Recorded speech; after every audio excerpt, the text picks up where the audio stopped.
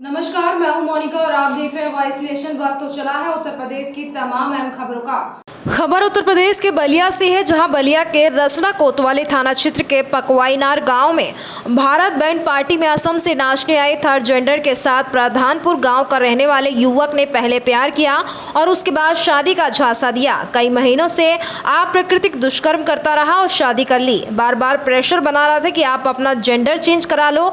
नाचने वाली ने युवक पर पूरा रुपया खर्च करती थी। अब तक 4 लाख रुपए तक खर्च कर चुका है, लेकिन कई महीनों बाद फिर छोड़ दिया।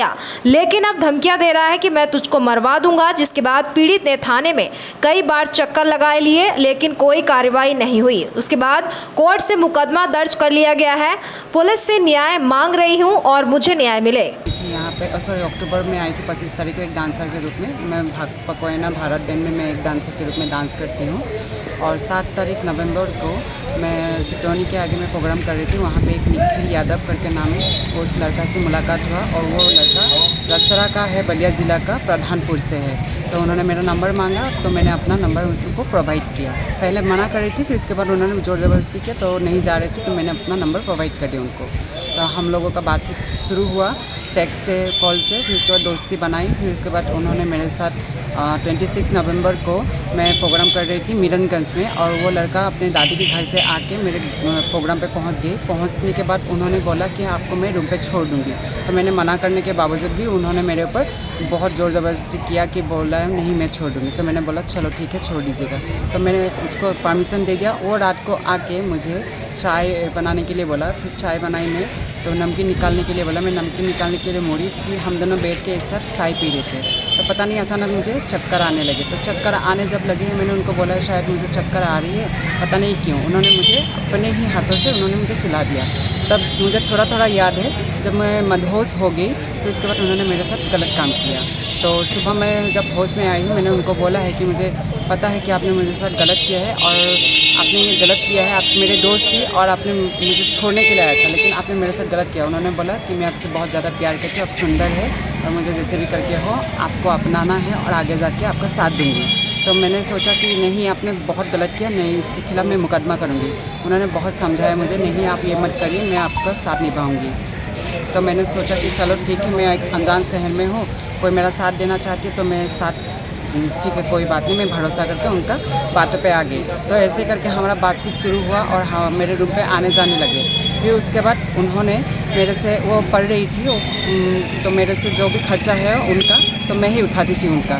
तो सब खर्चा वर्चा लेके कुल मेरे से पैसा 4,10,000 रुपया लिया।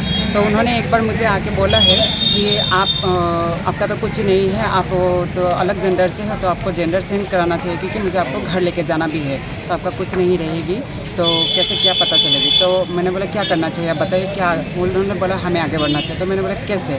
तो बोला कि अपना ऑपरेशन करा लीजिए। तो मैंने बोला उनको कि ऑपरेशन करा लेंगे तो मेरा घर परिवार नहीं मानेंगे, पूरा गांव में मेरा बेइज्जत हो जाएगी, मेरा मम्मी पापा को। उन्होंने बोला ठीक है आपका घर परिवार नहीं मानेंगी तो मैं अपना परिवार दे रही हूँ आपको, टेंशन मत लीजिए और आप करा लीजिए। तो मैंने बहुत मना करने के बाद भी उन्होंने मुझे मेरे ऊपर दबाव डाला।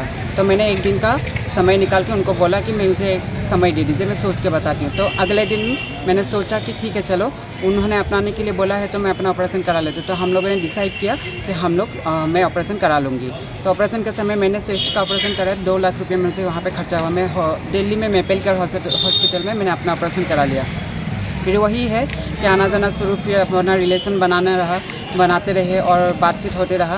फिर एक दिन आके फिर से उन्होंने मेरे पास आके 1.5 महीना हुआ है इस ऑपरेशन का, फिर उन्होंने मेरे ऊपर दबाव डाला कि आप दूसरा वाला ऑपरेशन करा लो। तो मैंने बोला अभी नहीं हो पाएगी, क्योंकि अभी मेरा ऑपरेशन हाल ही में हुआ है।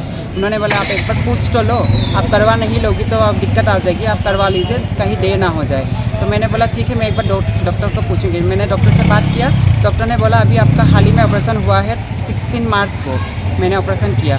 तो उन्होंने बोला है अभी आपका समय नहीं है, जब तक आपका साल भर और 6 महीना नहीं हो जाती मैं आपका दूसरा ऑपरेशन नहीं कर सकती, क्योंकि आपका जान को खतरा भी है।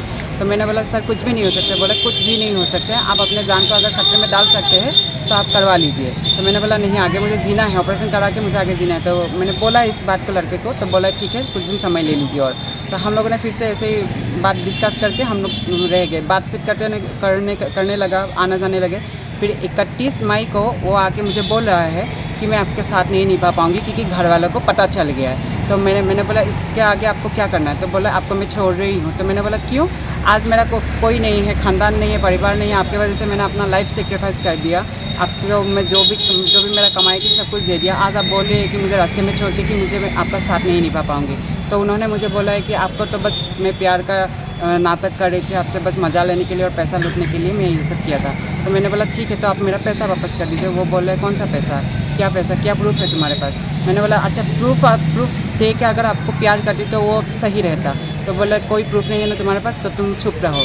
तो मैंने बोला ठीक है, इसके खिलाफ़ मैं मुकदमा करूँगी। वो बोल रहे हैं कि मुकदमा करोगे तो मैं लोगों को लगा कर तुमको मरवा दूँगी। तो मैंने बोला ठीक है मरवा दीजिए। ऐसे कैसे मरवा देंगी? मैंने कुछ गलत किया है क्या? तो उन्होंने मेरे साथ ऐसे बोला। फिर उसके बाद क्या बोला कि मैंने बोला कि आपका मुकदमा करूँगी। तो उन्होंने बोला मैंने हाई सेकेंडरी का मैंने दो बार मैंने एग्ज़ाम दिया है और मेरा जो डेट ऑफ बर्थ है वो चेंज करा के मैं नाबालिग हूँ अभी भी। तो मैंने बोला ठीक है, ये कोर्ट या पुलिस देख लेगी तो मैं मुकदमा करूँगी। उन्होंने जाके अपने घर पे बोला और घर वालों को जब पता चल गया ये बात पूरी तरह से, उन लोगों ने मेरे साथ वो सब लोग मिल के मुझे मारने के लिए साजिश करा। तो एक जून से हम लोगों का बातचीत नहीं हो रही। तब जाके मैंने न्यायालय में सहायता लिया और जो यहाँ पे रसड़ा जो थाना है वहाँ पे भी मैं सहायता लिया। अभी जो भी है कर रही है वो लोग, आगे भी मैं यही विनती करती हूँ कि जो भी यहाँ का पुलिस है जो भी मेरा सहायता करे, आगे भी मेरा ऐसे ही सहायता करे, क्योंकि मैं आसाम से हूँ, मेरे साथ बहुत गलत हुआ है, पूरा ज़िंदगी मेरा बर्बाद हो गया है। मैं यही चाहती हूँ कि मेरा आगे का मुकदमा सही तरह से हो। फिलहाल इस वक्त की खबरों में इतना ही। तमाम देश दुनिया की खबरों से रूबरू होने के लिए बने रहिए वॉइस नेशन के साथ। अभी दीजिए इजाजत, नमस्कार।